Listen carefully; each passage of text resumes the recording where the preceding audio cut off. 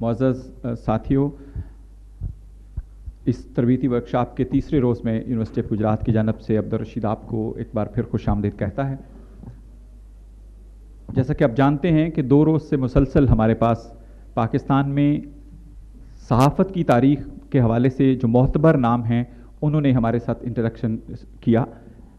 آج ہماری خوشبختی کہ ہمارے درمیان ایک پرعزم نوجوان لیکن تجربہ کار کوہنما صحافی دانشور وجاہت مسعود صاحب لاہور سے تشریف لائے ہیں۔ پہلے روز ہمارے درمیان رپورٹنگ، نیوز رپورٹنگ اور ایڈیٹنگ کے حوالے سے جناب نعیم مصطفیٰ صاحب جو ایڈیٹر ہیں روزنامہ پاکستان کے، اور تاثیر مصطفیٰ صاحب جو روزنامہ جنگ میں 26 سال تک جو ہے نیوز ڈیسک پہ کام کرتے رہے، نیوز ایڈیٹر تھے، انہوں نے ہمارے ساتھ سیشن کیا۔ کل کالم نویسی کے حوالے سے پاکستان کے ایک سینئر ممتاز کالم نگار روزنامہ جنگ لاہور کے جناب ارشاد احمد عارف صاحب ہمارے درمیان موجود تھے، اور میڈیا آبجیکٹیوٹی اور ایتھکس کے حوالے سے پاکستان میں کمیونیکیشن سٹڈیز کے حوالے سے سب سے معتبر نام جناب ڈاکٹر مغیث الدین شیخ صاحب انہوں نے ہمارے ساتھ ہماری رہنمائی کی۔ آج جو دوست پہلے سیشن میں ہمارے ساتھ اپنے تجربات شیئر کریں گے اور صحافتی مسائل پر گفتگو کریں گے، وجاہت مسعود وہ BBC کے کالم نگار ہیں۔ انہوں نے وہ روزنامہ دی نیوز کے ساتھ وابستہ رہے، روزنامہ آج کل کے ایڈیٹر رہے، روزنامہ مشرق کے ایڈیٹر رہے، ہفت روزہ ہمشہری کے ایڈیٹر رہے، اور آج کل Beaconhouse National University Lahore میں صحافت پڑھاتے ہیں۔ وہ عملی طور پر پاکستان میں سول سوسائٹی کو درپیش مسائل کے حوالے سے بھی بہت حساس جذبات رکھتے ہیں، اور اس حوالے سے بھی انہوں نے بہت تحقیق اور تفتیش کی ہے پاکستان میں۔ انہوں نے ہیومن رائٹس کے لیے بہت کام کیا ہے پاکستان میں۔ وہ خاص طور پر صحافتی دانش کے جو حلقہ ہے ہمارا، اس میں ایک معتبر نام ہے۔ آج پہلے سیشن کے لیے دعوت دے رہا ہوں محترم وجاہت مسعود صاحب کو، آپ کی بھرپور تالیوں میں جناب وجاہت مسعود صاحب۔ میں اس سے ایک چیز ایڈ کرنا چاہوں گا۔ وجاہت مسعود صاحب نے پچھلے سال ایک کتاب لکھی تھی پاکستان دو راہے پہ۔ اس قسم کی ریسرچ جو ہے that should be the basis for journalist. اگر آپ کسی ایشو پہ لکھنا چاہتے ہیں تو پہلے اس قسم کی ریسرچ کریں کہ پاکستان کے مسائل کیا ہیں، ایشوز کیا ہیں، کنسرنس کیا ہیں۔ وہ اگر کتاب پڑھیں آپ کو اس میں ہر قسم کے پاکستان کی سوسائٹی کے بارے میں، معاشرے کے بارے میں، اکانومی کے بارے میں، سیاست کے بارے میں آپ کو معلومات ملیں گی، ریسرچ مٹیریل ملے گا۔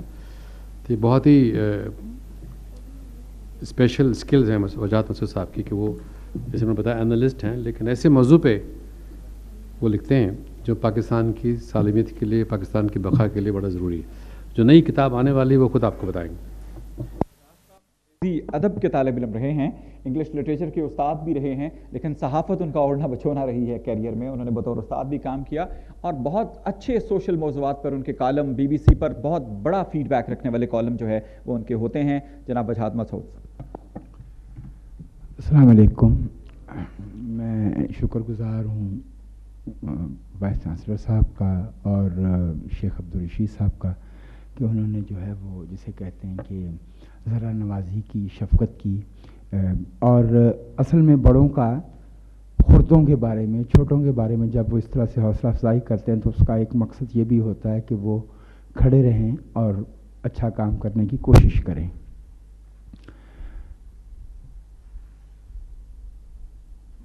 تھوڑی سی بات جو ہے وہ پہلے اس پہ کر لی جائے کہ یونیورسٹی آف گجرات صحافت سے متعلقہ مسائل پہ اگر بات کرتی ہے تو اس کی اہمیت کیا ہے، کیونکہ آج کل ہمارے ملک میں جو بہت سی کلیشے، کچھ جملے ہر دور میں ایسے سکوں کی طرح چلائے جاتے ہیں کہ بہت زیادہ چلنے کے بعد وہ کھوٹے ہو جاتے ہیں۔ ان میں سے آج کل ایک یہ ہے کہ ہر ادارے کو اپنے دائرے میں رہنا چاہیے۔ تو صحافت کے موضوع پہ بات چیت کے لیے کیا یونیورسٹی ایک مناسب ادارہ ہے؟ میرا یہ کہنا ہے کہ ہاں، یونیورسٹی کا یہی منصب ہے۔ دیکھیے، تعلیم کے کئی درجے ہیں۔ جب ہمیں اسکول میں بھیجا جاتا ہے تو اسکول کا کام ہمیں 3 یا 4 مہارتیں سکھانا ہے۔ مثلاً یہ کہ ہمیں لکھنا آ جائے، مثلاً یہ کہ ہمیں پڑھنا آ جائے، مثلاً یہ کہ ہمیں معمولی حساب کتاب آ جائے، ریڈنگ، رائٹنگ، ارتھمیٹکس آ جائے۔ یہ اسکول کا کام ہے، یہ اسکول ہمیں سکھا دیتا ہے۔ جب ہم کالج میں پہنچتے ہیں تو کالج کا کام یہ ہے کہ وہ ہمیں کسی بھی موضوع پہ معلومات کیسے جمع کرنا ہے، انہیں کیسے مرتب کرنا ہے اور انہیں کیسے تشکیل دے کے ایک موقف پیش کر دینا ہے، بھلے وہ بول کے کرنا ہے یا لکھ کے کرنا ہے۔ یونیورسٹی کا کام کیا ہے، جسے ہم دانشگاہ کہتے ہیں، جسے ہم جامعہ کہتے ہیں، یونیورسٹی کا کام ہمیں کتابیں پڑھانا نہیں ہے۔ آپ نے جب کسی بھی ماسٹر ڈگری کا سلیبس دیکھا ہوگا تو اس کے آخر میں ایک لائن ہوتی ہے کہ نصاب ان سجیسٹڈ کتابوں تک محدود نہیں ہے۔ یہ محض انڈیکیٹرز ہیں، یہ محض اشارے ہیں۔ یونیورسٹی کا کام ہمیں سوچنا سکھانا ہے۔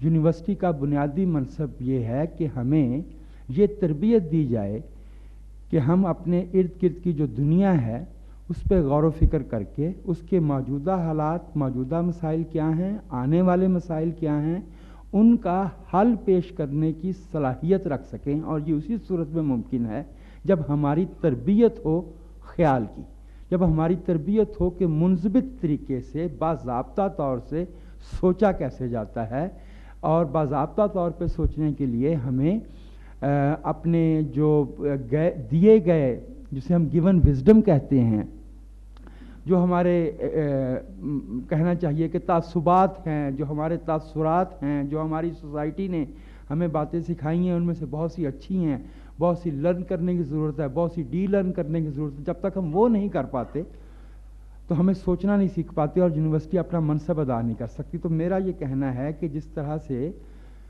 گجرات یونیورسٹی، جس پہ مجھے یہ عزت ملی کہ میں نے ایک سے زیادہ مواقع پہ یہاں پہ بہت 2-3 اجتماعات میں شریک ہوا، کہیں پاپولیشن کا موضوع ڈسکس ہو رہا ہے، کہیں صحافت کا کے مسائل ڈسکس ہو رہے ہیں، کہیں ہمارے پولیٹیکل ڈسکورس کے مسائل ڈسکس ہو رہے ہیں۔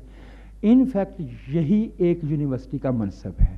میں بھلے ایک طالب علم ہوں، لیکن مجھے جو ہے وہ اساتذہ کی شفقت کے باعث جو ہے وہ موقع ملا کہ میں یونیورسٹی میں پڑھاتا بھی ہوں۔ میں ایک سے زیادہ دفعہ کہتا ہوں کہ یہ جو ہم جا کے کلاس روم میں پڑھاتے ہیں، یونیورسٹی کے استاد کا جو کلاس روم میں جا کے پڑھانا ہے، یہ تو محض ایک بائی پروڈکٹ ہے۔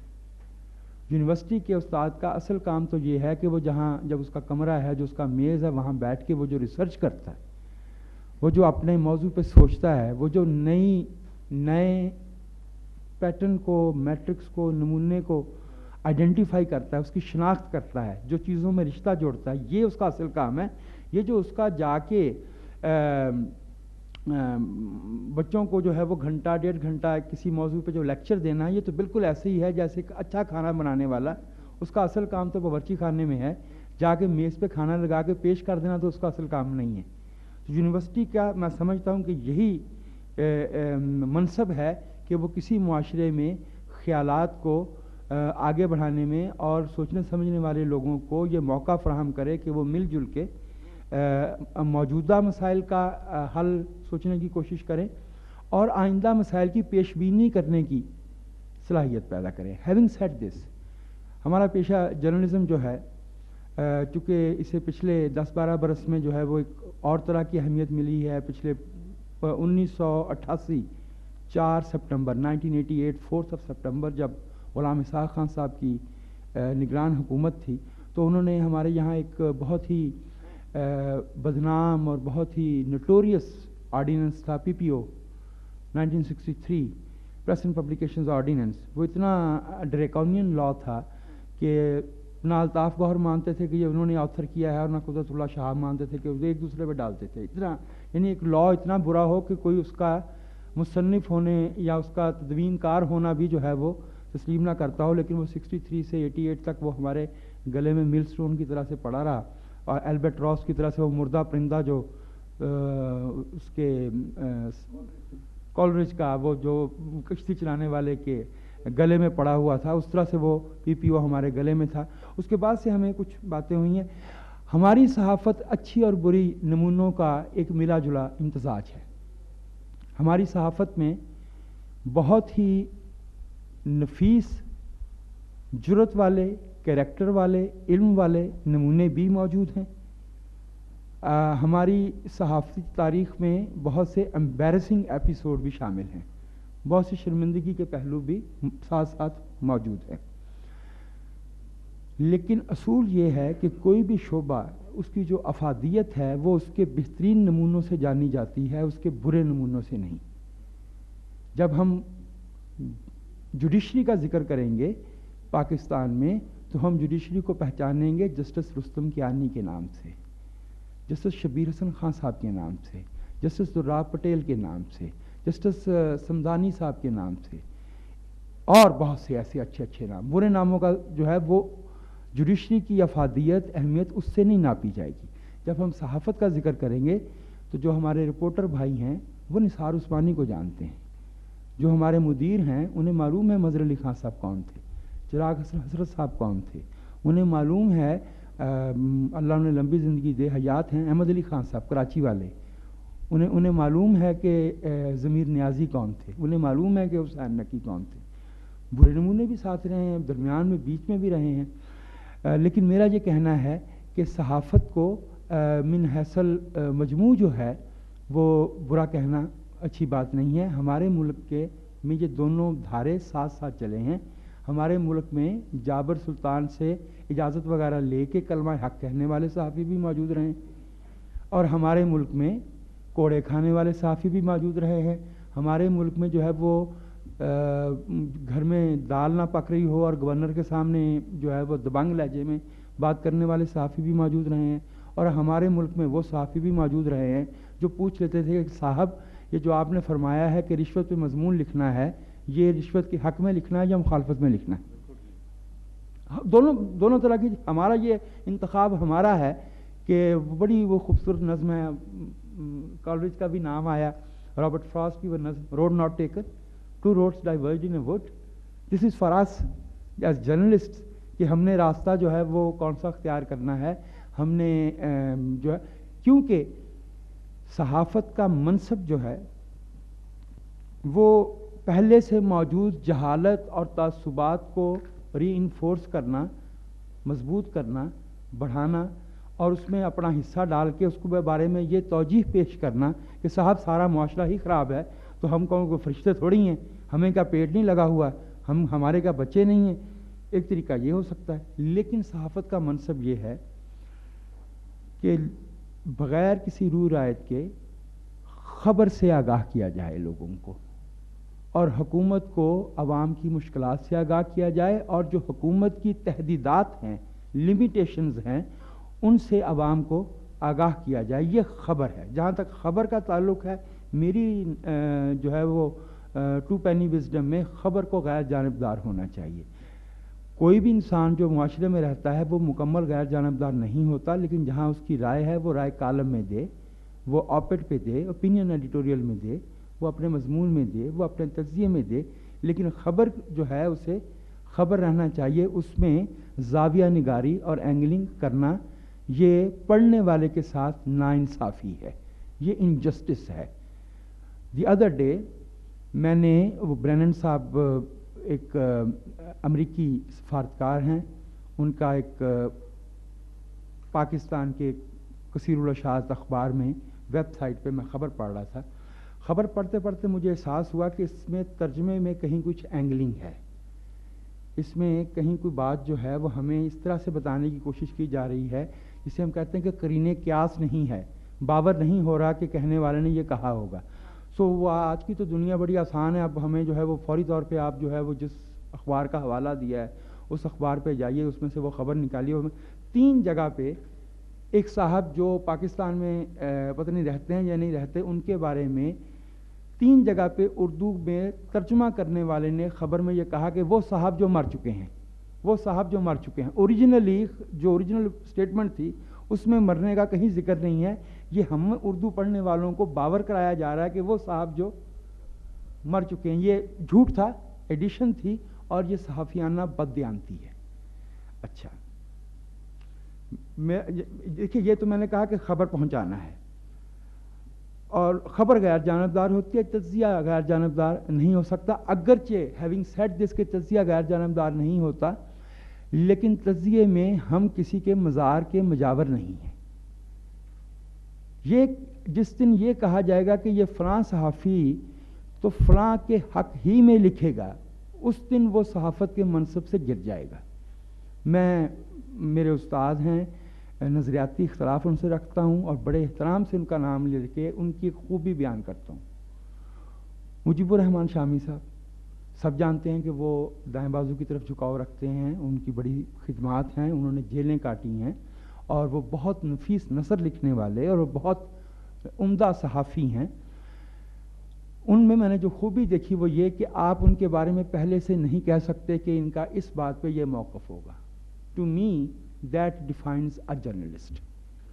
ایویڈنس دیکھیں گے, کیس ٹو کیس معاملہ دیکھیں گے, پھر اس پہ جو ان کا ضمیر انہیں بتائے گا, تجزیہ ہی بھلے وہ دے رہے ہوں, وہ تجزیہ بہت دفعہ ان کے دوستوں کو ناراض کرتا ہے, بٹ یہ, اور وہ اکیلے نہیں ہیں اس میں, اور وہ اس میں اکیلے نہیں ہیں. میری نظر میں یہ صحافی کی ایک خوبی ہے کہ اس کے اوپر یہ مہر نہ لگی ہوئی ہو کہ اس نے تو فلاں معاملے میں فلاں بات ہی کہنا ہے, بیکاز کیس ٹو کیس ہمیں بہت سارے نئے زاویے, بہت سے نئے معاملات جو ہے وہ ہمارے سامنے آتے رہتے ہیں, اور اگر ہم واقعی صحافی ہیں تو ان معاملات کو دبا دینا جو ہمارے پہلے سے طے شدہ موقف کے ساتھ مطابقت نہ رکھتے ہوں وہ درست نہیں ہے. صحافت کے میں جسے ہم اعلیٰ اخلاقی اقدار کہتے ہیں ان میں سے ایک یہ ہے کہ یہ کمزور کے مقابلے میں جہاں طاقتور کا سامنا ہوتا ہے تو صحافت کمزور کے ساتھ کھڑی ہوتی ہے, اگرچہ اسے ہم کہتے ہیں subject to the demand of justice. یہ نہیں ہو سکتا کہ بظاہر ایک ولنریبل کمزور آدمی طاقتور آدمی کے ساتھ ناانصافی کرے اور ہم اس کا صرف اس لیے ساتھ دیں کہ وہ کمزور ہے, یہ نہیں ہو سکتا. لیکن ان پرنسپل ہمیں ولنریبل گروپس کا ساتھ دینا ہوتا ہے, ہمیں اقلیت کو اکثریت کے جبر سے بچانا ہوتا ہے. لیکن انسانی معاشرہ اتنا متنوع ہے, اتنا ڈائیورس ہے کہ بہت سی جگہوں پہ تو معاف کیجیے گا کمیونٹیز جو ہے وہ اقلیت کے جبر کا شکار ہوتی ہیں. میں اس کی بڑی سادہ سی مثال جو آپ سب دوستوں کے سامنے, ساؤتھ افریقہ میں گورے کم تعداد میں تھے, اب وہ اقلیت کا جبر گویا نیومیریکل ڈسپیرٹی کوئی سٹینڈنگ پرنسپل نہیں ہے کہ ہم نے اقلیت ہی کا ساتھ دینا ہے.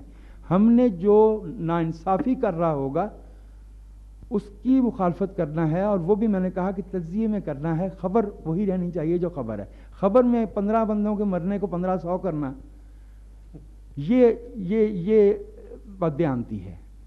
خبر میں جو ہے وہ زاویہ نگاری کرنا, اینگلنگ کرنا, اور یہ کہنا کہ جیسا کہ عام تاثر پایا جاتا ہے. جو خبر اس بات سے شروع ہوتی جیسا کہ عام تاثر پایا جاتا ہے وہ تو اچھی خبر, وہ تو خبر نہیں ہے, خبر کے درجے پہ نہیں ہے.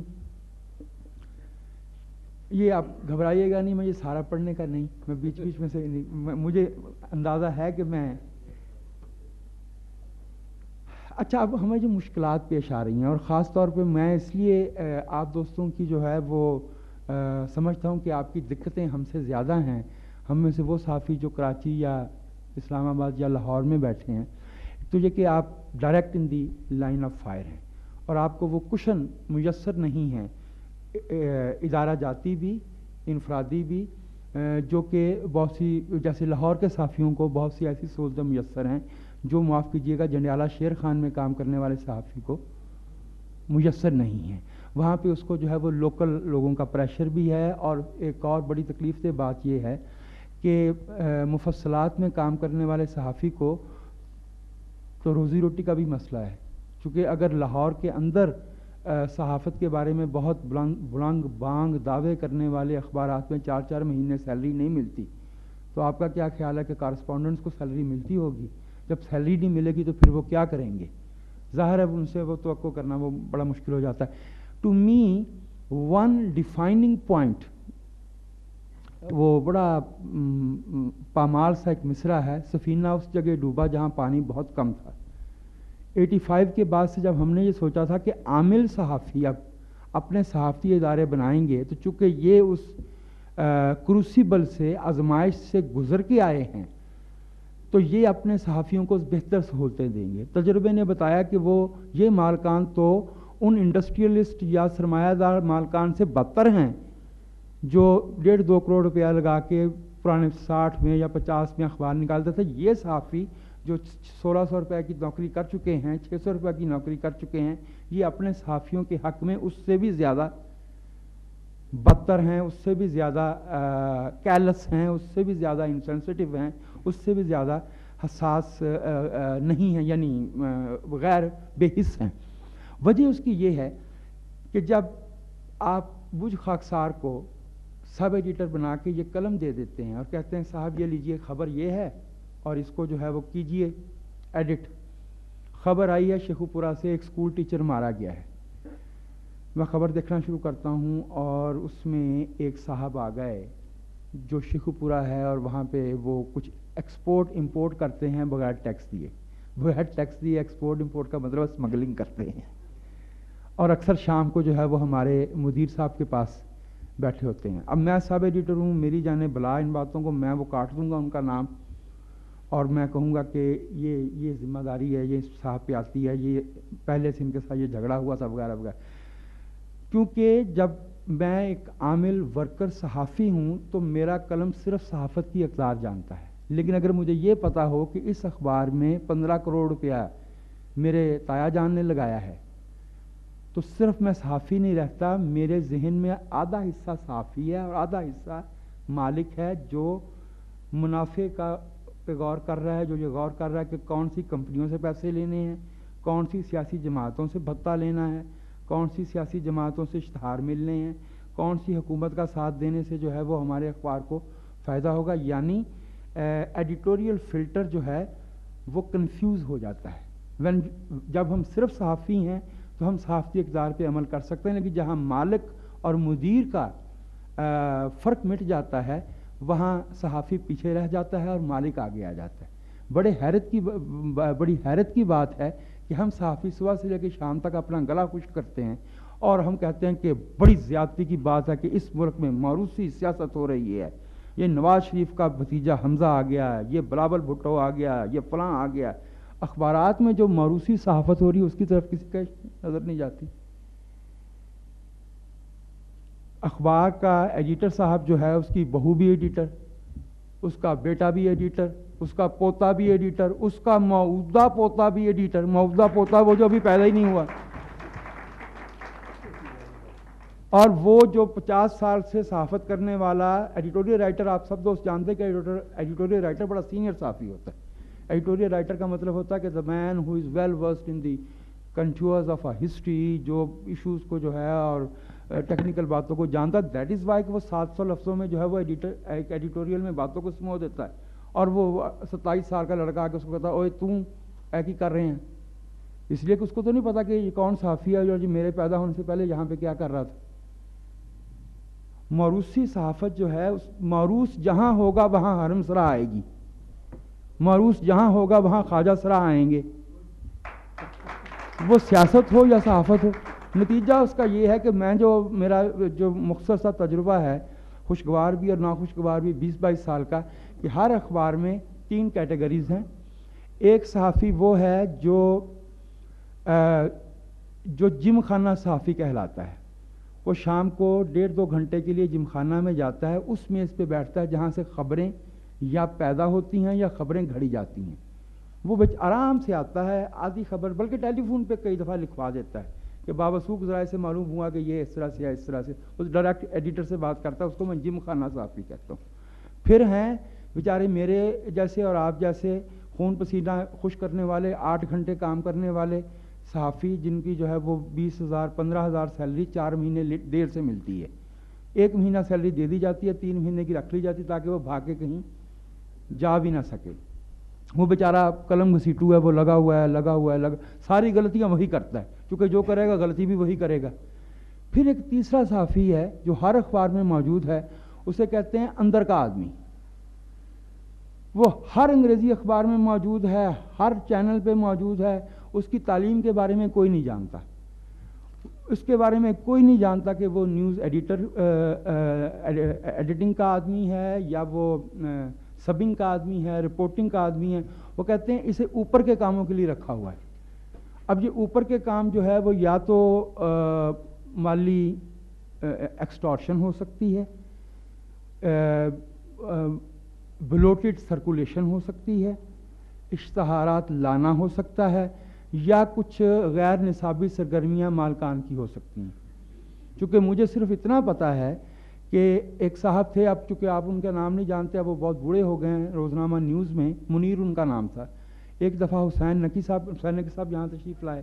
اب آپ سب جب دوست جانتے ہیں کہ حسین نقی مینز 63 سے جو ہے وہ ایک اچھی صحافت کا، اور صحافت اور جیل کے بیچ میں کچھ، کبھی جیل کبھی اخبار. تو نقی صاحب نے یہ شرط لگا دی کہ بھائی میرے کارکنوں کو آپ 11 مہینے کا کانٹریکٹ نہیں دیں گے، یہ مزدور نہیں ہیں، یہ صحافی ہیں، ان کو آپ اپوائنٹمنٹ لیٹر دیجیے.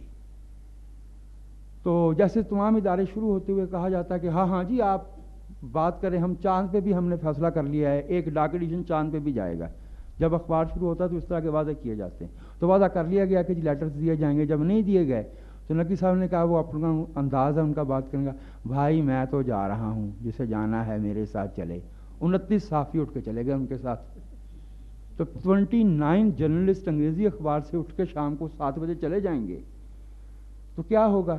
تو منیر صاحب کو جو ہے وہ فون آیا کہ منیر صاحب اخبار آپ نے نکالنا ہے. منیر صاحب اب پنجابی میں ہدایات دے رہے ہیں، پنڈی تو اے منگاؤ، کراچی تو ان کو آرٹ اینڈ لٹریچر بھیجے، ان کو پچھلے مہینے دیاں جڑیاں کرائم دیا خبراں نے، اب پنجابی آپ کو سمجھ آ رہی ہے.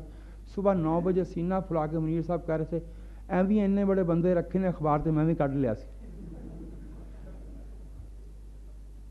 یہ جو اندر کا آدمی ہے اس کے سامنے صحافی بے بس ہے. وہ کسی کی بھی پت اتار کے کسی بھی وقت اس کے ہاتھ میں پکڑا سکتا ہے، کسی کی بھی عزت اتار سکتا ہے، اور وہ ہمیں نظر آتا ہے کہ وہ یہ ہو رہا ہے. ایک اور مصیبت آ گئی ہے اخبارات میں، اور وہ یہ ہے کہ وہاں ایک صاحب کیلکولیٹر لیے پھرتے ہیں، چینل میں وہ ریٹنگ بتاتے ہیں، ہمیں نہیں پتہ وہ ریٹنگ ملتان، لاہور، کراچی اور پنڈی کے علاوہ اور کہاں کہاں کی ہے. اور جو اخبارات میں ہے وہ فی کاپی لاگت بتاتے ہیں. وہ کہتے ہیں جی فی کاپی اخبار 58 روپے پڑ رہا ہے. اور یہ وہ صاحب ہیں جن کو بلیک بیری ملتی ہے، یہ وہ صاحب ہیں جن کو پراڈو ملتی ہے، یہ وہ صاحب ہیں جو جب آپ کے شہر میں آئیں گے تو وہاں تو ٹھہریں گے نہیں، وہ اسلام آباد ٹھہریں گے، 2 گھنٹے میں یہاں آئیں گے، وہاں 5 اسٹار میں ٹھہریں گے. آپ کو جب کہیں جانا ہوگا تو آپ سنائی ہوٹل لکشمی میں ٹھہریں گے. وہ صاحب جب جائیں گے تو وہ پی سی میں ٹھہریں گے. وہ ہمیں نہیں پتہ کہ وہ کیا معلوم یہ ہوا ہے کہ وہ مالکان کے منتظم ہیں، وہ مالکان کے محتمم ہیں معاملات مالیات کے. تو صحافی پیچھے رہ گیا ہے، اور وہ میں ان میں سے کسی کا نام نہیں لینا چاہتا، لیکن یہ آپ دیکھ لیجیے کہ ہر ادارے میں جو صاحب ان کو انہوں نے نام دے دیا ہے ایچ آر کا. اب جب میں یہ جاننے سے ویسے قاصر ہوں کہ اگر یہ مجھے تو نہیں پتہ یہ ایچ آر اخبار میں کیا ہوتا ہے. یونیورسٹی میں بھی میں نے سنا کہ کئی جگہوں پہ اب ایچ آر آ گیا ہے، میں اس کو بھی نہیں جانتا، مجھے میری سمجھ سے کچھ اوپر ہے یہ معاملہ. میں نے عرض کیا کہ یہ وہ اس نارمیٹو فریم ورک سے باہر ہے جس میں ہم نے صحافت کو یا یونیورسٹی کو سمجھا ہوا ہے. ہماری یونیورسٹی میں جہاں میں پڑھاتا ہوں وہاں کچھ لکے کبوتر پھرتے ہیں. لکے کبوتر سے مراد یہ کہ بڑا انہوں نے اچھے اچھے کپڑے پہنے ہوتے ہیں اور وہ ہر ایک کو ایسے سے اوپر سے دیکھ رہے ہوتے ہیں. میں پوچھتا ہوں یہ کون کہتے ہیں؟ یہ ایچ آر والے ہیں. وہ ہر جگہ پہ کچھ اسی طرح کا معاملہ ہوتا ہے. ہماری صحافت جو ہے وہ ہمیشہ سے جذباتی رہی ہے. اچھا، اور ہم سمجھتے ہیں کہ جذباتی صحافت کرنا شاید یہ کوئی قوم کی خدمت ہے. معاف کیجیے گا، میں ایک مثال پیش کیے دیتا ہوں. 65 کی جنگ، ابھی میں آ رہا تھا تو ڈرائیور بڑا خوش ہو کے پوچھ رہا تھا عزیز بھٹی صاحب یہیں کے رہنے والے تھے نا جی؟ میں نے کہا جی وہ یہیں کے تھے. تو 2 باتیں ہوئیں. لوگوں نے بہت سے ترانے لکھ دیے، جو جنگ کے حقائق تھے وہ لوگوں کے سامنے نہیں آئے. فیض احمد فیض صاحب سے کہا گیا کہ حضور آپ نے کچھ نہیں لکھا. تو جو ان کا ڈھنگ تھا، لکھ رہے ہیں. پھر انہوں نے لکھا، اور آپ ویسے میں سمجھتا ہوں کہ ہر ایک کے پاس جو ہے فیض صاحب کی کلیات ہے. اس میں ایک نظم ہے جو 30 سپٹمبر 1965 کو لکھی گئی ہے. اس کا نام ہے سپاہی کا مرثیہ. وہ 65 پہ فیض صاحب کی نظم ہے. وہ سپاہی کا مرثیہ ہے، وہ نہ پاکستانی سپاہی کا مرثیہ ہے نہ ہندوستانی سپاہی کا مرثیہ ہے. اٹھو ماٹی سے میرے لال. وہ دونوں طرف کا دکھ ہے ماؤں کا. ایک صحافی وہ ہے جو سپاہی کا مرثیہ لکھتا ہے، اور ایک صحافی وہ ہے جو لکھتا ہے ساڑھے صرف 42 شعراں 540 مارے نے. بہت جذبات پیدا کر دیتا ہے، لیکن قوم کو جو ہے وہ حقائق سے دور لے جاتا ہے. فیکٹس جو ہے وہ نہیں بتاتا. جب فیکٹس نہیں بتائے جاتے تو پھر یہ ہوتا ہے کہ ایک دن جو ہے وہ اخبار والا رو بھی رہا ہے اور یہ بھی لکھ رہا ہے کہ سیز فائر ہو گیا ہے.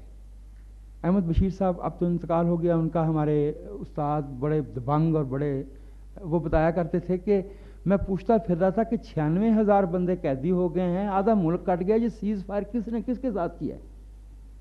Because we journalist in our misplaced passion of ostensibly serving our nation and suppressing the facts and keeping the people in the dark, we have brought things to a point where people were unable to see realistically.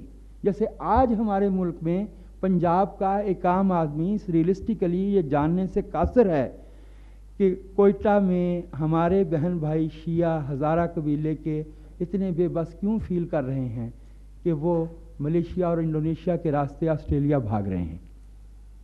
ان کے جہاز ڈوب گیا ہے، ان میں سے 70 لوگ جو ہے وہ وہاں مارے گئے ہیں، 500 سے زیادہ لوگ مارے جا چکے ہیں.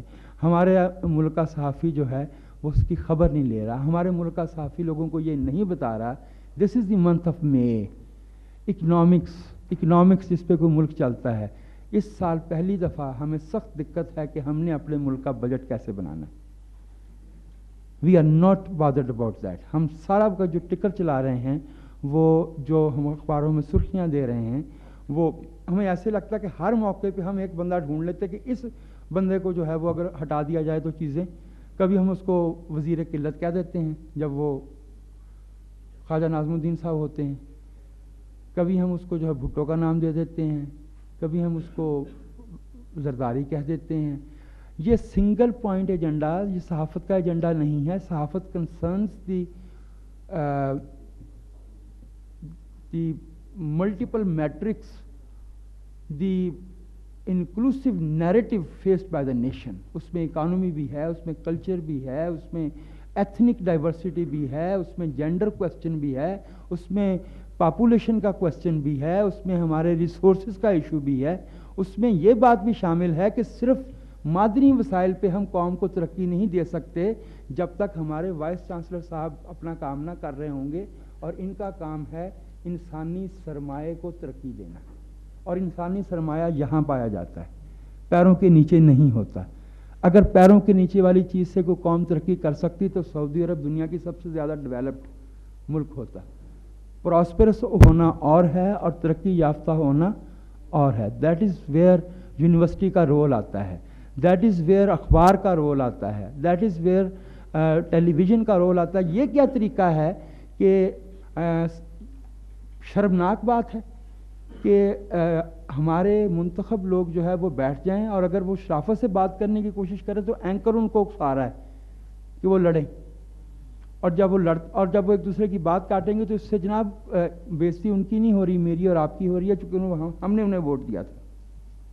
اور ہم ان سے توقع کرتے ہیں کہ وہ تحمل سے ایک مہذب مکالمہ کریں گے، اپنا موقف لوگوں کے سامنے رکھیں گے، اپنی دلائل دیں گے، اپنے فیکٹس دیں گے، اپنے فگرز دیں گے. یہ اوئے اوئے تو یہ تو کوئی مہذب مکالمہ نہیں ہے. ایک اور بات، اور وہ آپ میں بھی ہے وہ مجھ میں بھی ہے، ہم پاور گیم میں پارٹنرز نہیں ہیں. صحافی اقتدار کے کھیل میں فریق نہیں ہے. انفارچونیٹلی 1985 کے بعد سے، اب تو خیر نام بھی آ گئے نا اصغر خان کیس میں کہ کن صحافیوں کو پیسے دیے گئے. ظاہر ہے وہ پیسے فی سبیل اللہ ان کو کوئی بیواؤں کی خدمت کرنے کو تو نہیں دیے گئے تھے نا، کوئی خاص موقف بیچنے کے لیے دیے گئے تھے نا، کوئی خاص موقف پیش کرنے کے لیے دیے گئے تھے. To me that is an insult to the dignity of the profession of journalism. ہم صحافی، ہم کسی سیاسی جماعت کے نہ مخالف ہیں نہ حامی ہیں، نہ ہمیں ہونا چاہیے. بحثیت شہری کے ہم اور ہیں، لیکن جب قلم اٹھاتے ہیں تو پھر ہم کسی کے ایجنٹ نہیں ہیں، ہم پاور بروکر بھی نہیں ہیں. جب صحافی اٹھ کے جا کے نگران حکومتوں میں وزیر بن جاتے ہیں اور پھر اس کے لیے لابنگ بھی کرتے ہیں. That is wrong. جب صحافی جو ہے وہ کسی سیاسی رہنما کے ساتھ ہیلی کاپٹر سے اترتا ہے اور اچھل اچھل کے جو ہے وہ کیمرے کے سامنے آنے کی کوشش کر رہا ہوتا ہے, وہ ناجائز انفلوئنس پیدا کر رہا ہے بطور ایک صحافی کے. میں جن صحافیوں کو آپ جانتے ہیں کہ ہمارے پاس تو اچھے نمونوں کی, میں نے کہا نا, کبھی کمی نہیں رہی. جب بھٹو صاحب 1972 میں شملہ تشریف لے گئے تو یہ ہم سب جانتے ہیں کہ بڑے مشکل حالات تھے, ہم ڈس ایڈوانٹیج میں تھے, ہمیں شکست ہوئی تھی. تو بھٹو صاحب بڑے سوچ سمجھ کے صحافیوں کو ساتھ لے کے گئے. بھٹو صاحب کی آپ کو بہت سی تصویریں ملیں گی. آپ مجھے بتائیے اس میں مظہر علی خان صاحب کہاں کھڑے ہیں, آئی رحمان صاحب کہاں کھڑے ہیں؟ سب ساتھ گئے تھے. نظر ہی نہیں آئیں گے آپ کو.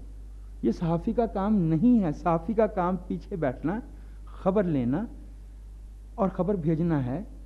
جب صحافی سٹیج پہ جا کے ایک سیاسی رہنما کے کان میں وسپرنگ کرے گا تو وہ 50,000 لوگوں کو یہ میسج دے رہا ہے کہ I am very close to this fellow. یہ صحافی کا کام نہیں ہے. یہ صحافی کا کام نہیں ہے کہ اس کے بارے میں کہا جائے کہ جی وہ تو فلاں صاحب کے ساتھ جو ہے وہ سارا وقت بیٹھا ہوا ہوتا ہے. دس از ناٹ آن. اس کا یہ اسی سوچ کا نتیجہ ہے کہ ہم میں سے جو اٹھتا ہے, اور جہاں جو میرے سے زیادہ بہتر جاننے والے صحافت کے اساتذہ ہیں, جو اٹھتا ہے نعرہ لگاتا ہے صحافت ریاست کا چوتھا ستون ہے. نو, اٹس ناٹ. ریاست کے ستون صرف 3 ہیں: پارلیمنٹ, ایگزیکٹو, جوڈیشری. یہ فرانس میں ایک لٹریری ایکسپریشن تھا جب وہاں پہ 3 اسٹیٹس تھیں انقلاب فرانس سے پہلے: feudal, the king and the priest. تو انہوں نے کہا تھا 4th اسٹیٹ, ای والا اسٹیٹ. انہوں نے کہا تھا journalism is the 4th estate. Those were the days of Voltaire, Montesquieu, Rousseau, you know, Diderot. وہ انلائٹنمنٹ کا پیریڈ تھا. فرانس کے خاص تاریخی کانٹیکسٹ میں 4th اسٹیٹ کہا تھا. اب پتہ نہیں اسٹیٹ کا ترجمہ اسٹیٹ کیسے کس نے کیا, اور اسٹیٹ سے جو ہے وہ ستون کیسے بنایا. صحافت ریاست کا چوتھا ستون نہیں ہے. صحافت واچ ڈاگ ہے. صحافت ایک سیوک سروس ہے. صحافت ایک جیسے ہیلتھ سروس ہے, جیسے ڈیفنس سروس ہے, صحافت ایک سیوک سروس ہے. صحافت ایک تمدنی خدمت ہے. اس میں جو ہے وہ ہمارا جو بھی کردار ہو, ہم جب کہتے ہیں کہ جی ہماری مرضی سے حکومت بنے گی اور ہم جس کو چاہیں گے گرا دیں گے, we are exceeding our limits.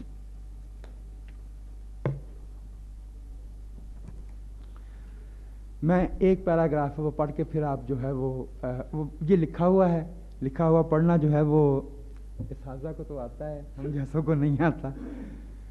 جب صحافت کی حقیقی آزادی چھین لی جاتی ہے یا ہم خود اسے صاحب اقتدار کے دروازے پہ رکھ آتے ہیں تو معاشرے میں آزادی صحافت کے نام پہ منافرانہ تحریر, نفرت پھیلانے والی تحریر, تقریر کی آزادی کے نام پہ اشتعال انگیزی اور جمہوریت کے نام پہ بے ضمیری کی وبا پھیل جاتی ہے. اصول یہ ہے کہ جو معاشرہ حقوق کی بات کو مسترد کرتا ہے وہ ناانصافی کا مقابلہ نہیں کر سکتا. Injustice anywhere is injustice everywhere. Injustice with one person is injustice with every person. اس سے کوئی فرق نہیں پڑتا کہ ہم میں سے کون مسلمان ہے, کون کرسچن ہے, کون ہندو ہے. اگر ہم پاکستانی ہیں اور کسی کے ساتھ ناانصافی ہو رہی ہے, we must point that out. ایک بات یہ ہے کہ عصری تقاضوں سے جو آج کے کنٹمپریری ریالٹیز ہیں, نئی باتیں سوچی جا رہی ہیں, جو جیسے اساتذہ جو اپنے علم میں منتہی ہیں, درجہ وہ رکھتے ہیں جسے ہم کہتے ہیں کہ بریکنگ گراؤنڈ کا علم رکھتے ہیں, یہ لوگ جو باتیں کر رہے ہیں ان کی بات کو سمجھے بغیر ہم آج کی صحافت کیسے کر سکتے ہیں. میرے استاد محترم عارف وقار صاحب فرمایا کرتے ہیں کہ وہ صحافی نہیں جو دن میں 2 انگریزی کے, 2 اردو کے, کم از کم 1 برٹش, 1 امریکن, ہفتے میں 1 ویکلی, 1 انڈین اخبار, وہ 5-6 घंटे अगर पढ़ता नहीं तो उसे मालूम नहीं हो पाएगा कि इस वक्त ट्रेंड क्या है। हमारे बेशतर साथियों पे उंगली रख के कहा जा सकता है कि ये साहब वियतनाम की लड़ाई से आगे नहीं आए, ये साहब जो है ये भुट्टो साहब के 77 वाली मूवमेंट के बाद से हनूत हो चुके हैं, कैल्सीफाइड हो गए हैं, ये इनका मुजस्समा बन चुका है, ये साहब ज़ियाउल हक के साथ ही दफन हो गए थे, क्योंकि उसके बाद से इन्होंने कोई किताब नहीं पढ़ी, नहीं जाना कि नया मीडिया क्या है, उसमें क्या कहा जा रहा है। एक साहब के बारे में पूछा गया कि इन साहब को आपने टेक्नोलॉजी का वजीर बना दिया है, रहीम यार खान के थे, तो साहब इनका टेक्नोलॉजी से क्या ताल्लुक? कहते हैं क्यों ताल्लुक नहीं है, ईमेल कर लेता है, टेलीफोन उसके पास है, मोबाइल, टेक्नोलॉजी से ताल्लुक। तो हमारे साफ़ी का भी लगता है कि कुछ ऐसा ताल्लुक जो है वो, अगर हम आज के इल्म से आगाह नहीं है तो हम लोगों की वो नहीं कर सकते। असरी पाकिस्तान में, यानी आज के पाकिस्तान में, हमें आपको याद होगा दूसरे नंबर पे ख़तरनाक तरीन मुल्क करार दिया गया है, और ये ख़तरा सिर्फ पाकिस्तान में सहाफ़ियों को, सिर्फ हुकूमती इदारों से नहीं है, हमें लोकल गुंडों से भी ख़तरा है। हमें मालूम है वो हमें ज़्यादा आसानी से नुकसान पहुंचा सकते हैं। सिंध में जो बेशतर सहाफ़ी पिछले बरस मारे गए हैं वो लोकल वडेरों के हाथों मारे गए हैं। बलूचिस्तान में तो गरीबों का, मरने वालों का पता नहीं चल रहा कि इधर वालों से मरे या इधर वालों से मरे, most of them in cross fire. अच्छा, फिर हमें मॉब से ख़तरा है, और ये मॉब भी वो है जैसे मैं गुस्ताखी की माफ़ी चाहता हूँ, ये मॉब हमने खुद क्रिएट किया है। हम अपनी ख़बरों में जब मलऊन का लफ्ज़ इस्तेमाल करते हैं तो माफ़ कीजिएगा, ख़बर में मलऊन नहीं कहा जाता किसी को, अपने तज़किये में कहिए अगर आप कहना चाहते हैं। अगरचे मेरी तबीयत फिर भी वो ग्रां गुजरेगा, लेकिन ख़बर में, सुर्खी में जब आप मलऊन करार देंगे किसी को तो आप ऐसा जहन पैदा कर रहे हैं जो इम्प्यूनिटी एंजॉय करेगा कि उससे कोई पूछने वाला नहीं है। आप ही के गुजरात शहर में आपको याद होगा ना, वकला ने जो है वो एक साहब को ईंटें मार के मार दिया था। It was nothing different from what happen later on in Islamabad, जब हमारे सूबे का गवर्नर जो है विद इम्प्यूनिटी, उसमें जज्बे से ज़्यादा दखल इस बात को है कि मारने वाले को पता है कि मेरा कुछ बिगड़ नहीं सकता। उसे सियासी अनासर का दबाव भी झेलना पड़ता है, उसे गैर रियासती कुफ्तों का भी। रोज़नामा जंग जैसे अखबार को जो है वो बंद कर दिया गया 2 दिन के लिए, इसलिए कि एक साहब जो अब माशाल्लाह अपनी सियासी जमात के कौमी असम्बली में पार्लिमानी सरबराह हैं, उनकी शादी की खबर उतने कालम में नहीं लगाई गई जितने कालम में वो चाहते थे। शादी की खबर 3 कालम में उन्होंने कहा था, 2 कालम में लगाई। 2 दिन रोज़नामा जंग कराची में बिक्री नहीं दिया गया। ये हुआ, नाम मैं नहीं ले रहा।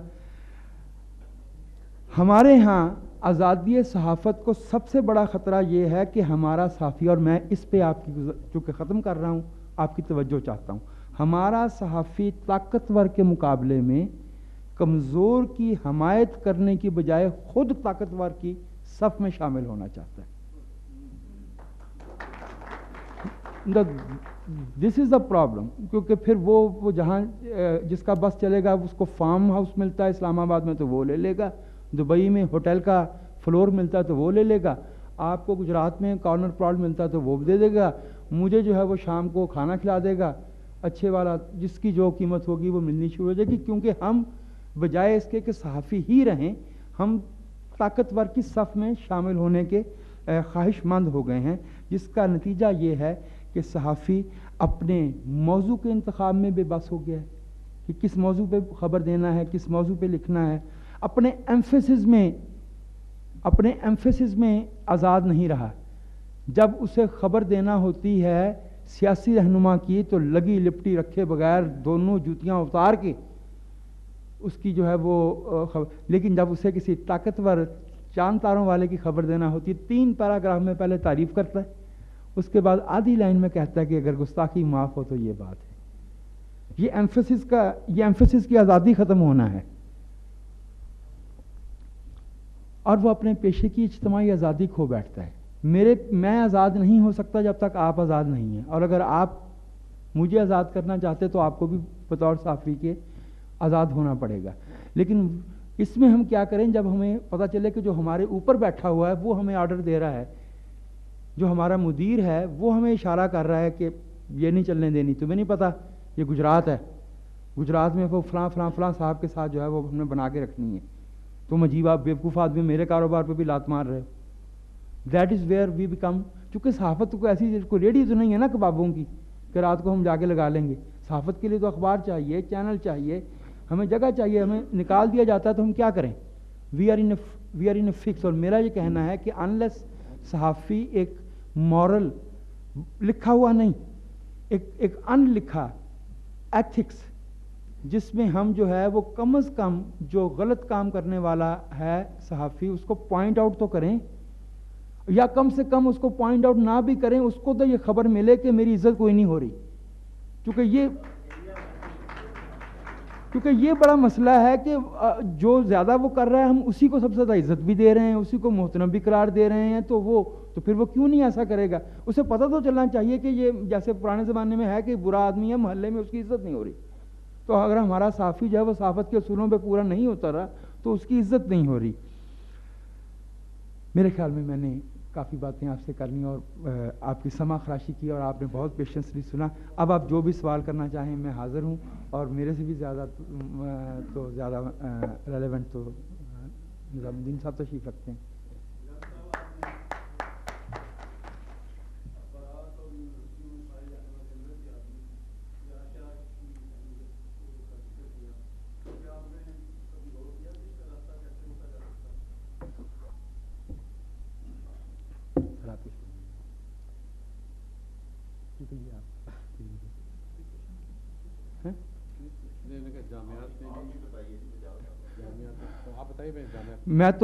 میں یہ سمجھتا ہوں کہ ایچ آر کا جو شعبہ ہے, جہاں تک تو ایکیڈیمک معاملہ ہے وہ تو واقعی بہت اچھا ہے کہ بھئی ہیومن ریسورسز جو ہے وہ کیسے بلڈ کرنے ہیں, جو وہاں کام کرنے والوں کی کیپیسٹی ہے وہ کیسے بلڈ کرنا ہے, اور اس ادارے کو بھلے وہ جامعہ ہو یا وہ اخباری ادارہ ہو اس کو کیسے زیادہ ایفیشینٹ کرنا ہے.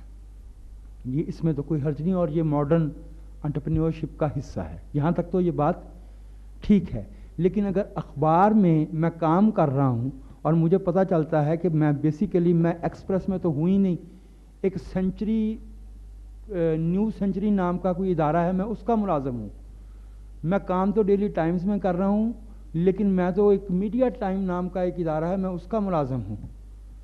یعنی اگر ہم نے وہ طریقے ڈھونڈنا ہے. میں نے ایک دن جو ہے وہ غصے میں آ کے کہا کہ وہ ہوٹلوں کے باہر ایک وہ رومال رکھے ہوئے کچھ 3-4 لوگ پھر رہے ہوتے ہیں, آپ کی کار وہاں سے گزرتی ہے تو وہ دھکے مار مار کے کہتے ہیں کہ ادھر کو آؤ, ادھر بہت اچھا باربیکیو ہے, ادھر بہت اچھی مچھلی ہے.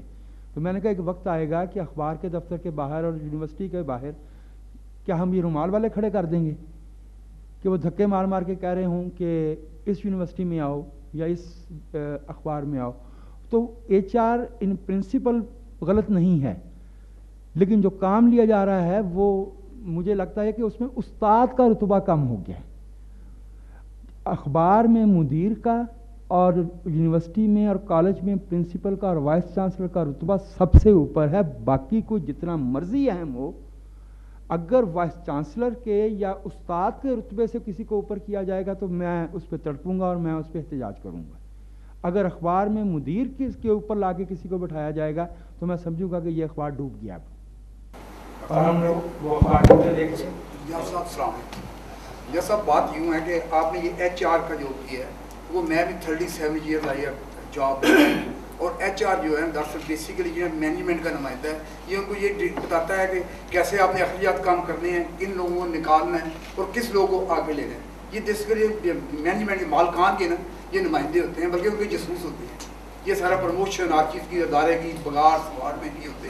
باقی آپ نے جو باتیں کی ہیں میں سمجھتا ہوں کہ معروض میں پاکستان کی صحافت اور ملکی مسائل کے حوالے آپ نے بڑی حقیقت جو ہے باتیں کی ہیں, اور یہ ہمارے لیے تمام لوگوں کے لیے فوڈ فار تھاٹ ہے کہ ہمیں سوچنا چاہیے کہ بحیثیت شہری, بحیثیت سوسائٹی, بحیثیت سول سوسائٹی, یا جہاں پر رول ہم جو بھی ادا کر رہے ہیں کیا ہم جو ہے وہ ہانیسٹی ادا کر رہے ہیں. ہماری بات بھی یہ ہے کہ ہمارا ملک جو پورا ہے, چاہے ڈاکٹر ہوں چاہے صحافی ہوں, سارے انٹیلیکچوئل ڈس آنیسٹی کا شکار ہے. جو انہوں نے پڑھا ہے انٹیلیکچوئل ڈس آنیسٹی کا شکار ہے. یہی وجہ ہے کہ ہر چیز انصاف کی طرف جا رہی ہے. ہر ادارے میں دیکھ لو اسی کی جو اس طرف جا رہی ہے. میں سمجھتا ہوں اس کی سدھار یہی ہے کہ صحافی جو ہیں معاشرے کی مسائل کی نشاندہی کر دینا، یہ باتیں سب لوگوں کے سامنے ہیں، لوگوں کو سچے سچ اور جھوٹ کو لوگوں کو پتہ چلے۔ اگر ہم جھوٹ کو پردہ ڈالتے رہیں گے شاید ہم ترقی کی راہ کی طرف سے۔ بڑی سادہ سی بات یہ ہے کہ پہلے وکیل اور پولیس والے کو کوئی کرائے پہ مکان نہیں دیتا تھا، اب اس میں صحافی بھی شامل ہو گئے۔ یہ ایک انڈیکیٹر ہے کہ ہمارا معاشرے میں ہماری جو ریپوٹیشن ہے یا جو ہمارا جو تشخص ہے وہ ڈیسنٹ اور سویلائز لوگوں کا شاید نہیں رہ رہا۔ میں دو چیزیں کلیریفائی کرنا چاہتا ہوں۔ میں اکثر جب میں کلاس پڑھاتا ہوں ایک اسٹیٹمنٹ میں دیتا ہوں، بلکہ زندگی میں ہر شخص کے ساتھ، فیملی میں بھی، کہ کسی کو بھی جو پڑھا لکھا ہو، باس ہو یا سب سروینٹ ہو، کیٹیگوریکل اسٹیٹمنٹ نہیں دینا چاہیے۔ جو شخص کیٹیگوریکل اسٹیٹمنٹ دیتا ہے اس کا مطلب وہ شخص صحیح معنی میں انالسٹ نہیں ہے۔ کوئی چیز ایسے نہیں ہوتی جس کو آپ کیٹیگوریکل لکھیں یہ ایسی ہے، کیونکہ یہ بہت مشکل کام ہے۔ صوفی ایچ آر ایک سبجیکٹ ہے بزنس ایڈمنسٹریشن کا، کہ ایک فیوڈل سسٹم سے نکل کر جب آپ کارپوریشن میں آتے ہیں ہر چیز کا سسٹم کو بنانا پڑتا ہے کہ آپ کے پاس ریکوائرمنٹس کس قسم کی ہیں، کس قسم کی جابس کو آپ کو ضرورت ہے، ان جابس کی سکلز کیا ہونا چاہیے، اس سکل کی ٹریننگ کیسے ہونی چاہیے۔ ایک سائنٹیفک ڈسپلن ہے۔ ہماری یونیورسٹیز میں تو ایچ آر ابھی پہنچا ہی نہیں، پرائیویٹ سیکٹر میں پہنچا ہے۔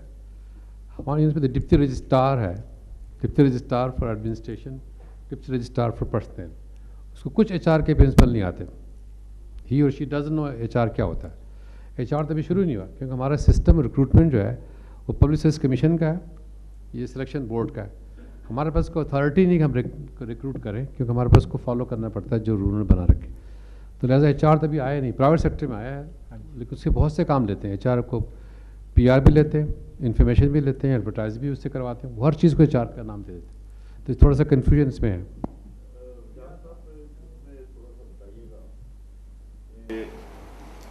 بڑے جو قومی اخبارات ہیں، جو نیوز چینلز ہیں، بڑے بڑے گروپس ہیں جو چینلز کو بھی آن کرتے ہیں، تو وہ جو ان کے وہاں سٹاف رپورٹرز ہیں، جو سب ایڈیٹرز ہیں، ان کو بھی ہم سب جانتے بھی ہیں۔ آپ نے جیسے پوائنٹ آؤٹ کیا کہ 11 ماہ کا ایک کانٹریکٹ دیا جاتا ہے رادر دین کہ ان کو وہ ایک مستقل ملازم کے طور پر۔ اچھا، اب ہمارا بھی ایک پرابلم ہے جس کی طرف آپ نے خود بھی اشارہ کیا کہ کورسپونڈنٹس تمام نیشنل ڈیلیز کے، تمام ٹی وی چینلز کے جو ڈسٹرکٹ اینڈ چھوٹے ٹاؤنز میں جو ہیں، دے آر آنریری، ٹھیک ہے۔ ان کو کچھ بھی مطلب ان کو ٹیکس دیتا ہے تو ان کی بھی کچھ پیپر اسٹے نہیں کرتے، الٹا ان سے ایسے بھی لے جاتے ہیں۔ اب ایک نیا ٹرینڈ بھی ہے۔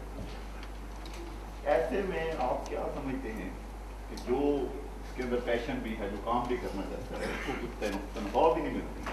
اچھا، جب وہ ڈیمانڈ کرتا ہے کہ بھائی مجھے تنخواہ دو، کہتے ہیں ان کو تنخواہ نہیں دیں گے، تو وہ کہتا ہے اچھا مجھے تنخواہ نہیں دیں گے، میں کام نہیں کروں گا۔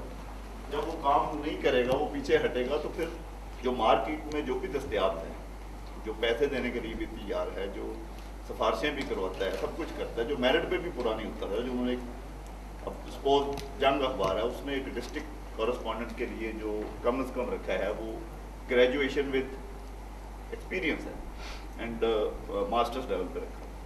تو ایک ماسٹرز لیول کا آدمی جو ایم اے پڑھ کے آیا ہے، وہ جنگ کی نامہ نگاری جو کہ آنریری ہے، جس کے لیے اس کو پے بھی نہیں کیا جاتا، جہاں 2 سطروں کی خبر چھپنی ہے، تو ایسے میں یہ جو لوکل جو کورسپونڈنٹ جیسے ہم سب لوگ بیٹھے ہیں، یہ ہمارا جو مسئلہ ہے، ایسے میں ہم کیا کریں، کس طرح ہم اس چیز سے نکل سکتے ہیں؟ بڑی خوبصورت بات کہی نظام الدین صاحب نے کہ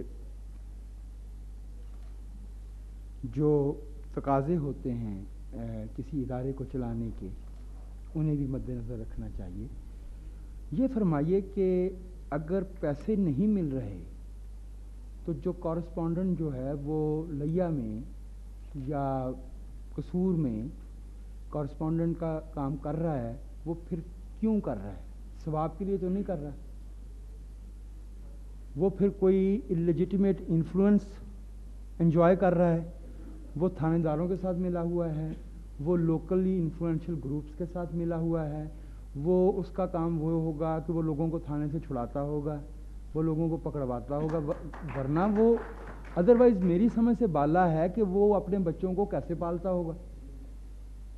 تو میں تو اس پہ بالکل کلیئر ہوں کہ یہ جو، اور مزے کی بات یہ ہے کہ یہ جو ان سے گارنٹی لی جا رہی ہے، کچھ اخبارات باقاعدہ ان سے پیسے لیتے ہیں، اور میں نے کچھ اخبارات میں کام کرتے ہوئے یہ چیز نوٹ کی کہ وہ جو ایک چھوٹا سا کاغذ کا ٹکڑا جس کو وہ کہتے ہیں ان کی شناخت کا وہ ٹیگ جو ہے وہ بکتا ہے، وہ بکتا ہے. اس کا مطلب یہ ہے کہ اس سے کچھ ناجائز فائدہ لیا جانا جو ہے وہ مقصود ہے. میں تو بہت سی خبریں جو آتی ہیں اضلاع سے یا تحصیلوں سے مفصلات سے، میں تو ان کو I take them with not just a pinch of salt sir, with a handful of salt, because وہ تو خبر جو ہے وہ بالکل کر دیتے ہیں. فیکٹس ہے نا.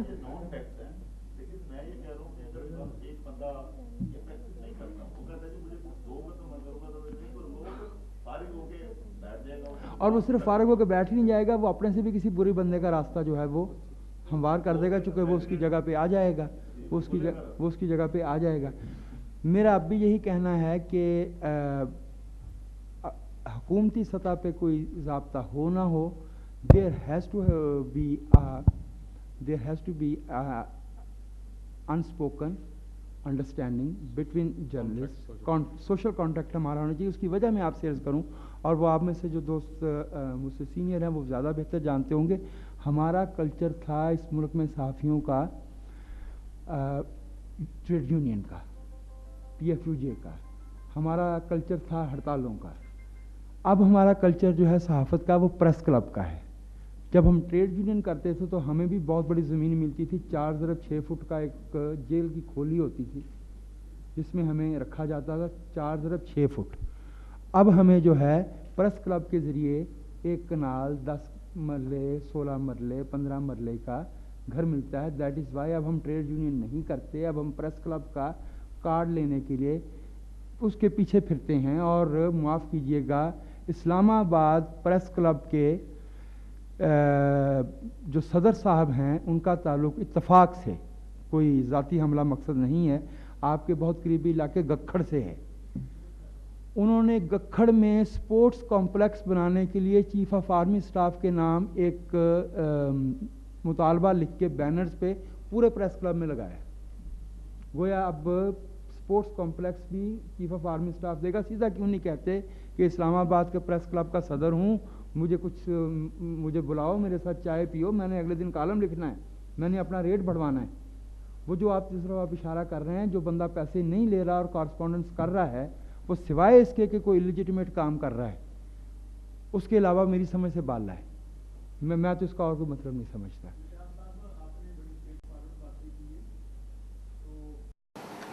میرا سوال سر آپ سے یہ ہے کہ پہلے لوگ شعبہ صحافت میں وہ آتے تھے جو بڑے صابر شاکر ہوتے تھے، قناعت پسند ہوتے تھے، اپنے پیشے سے محبت کرتے تھے، مگر اب جو نئے لوگ آ رہے ہیں اس میں ان چیزوں کی، تمام چیزوں کی کمی ہمیں فیل ہوتی ہے. Why do you think about it سر؟ نہیں، میں اس پہ تھوڑا سا آپ سے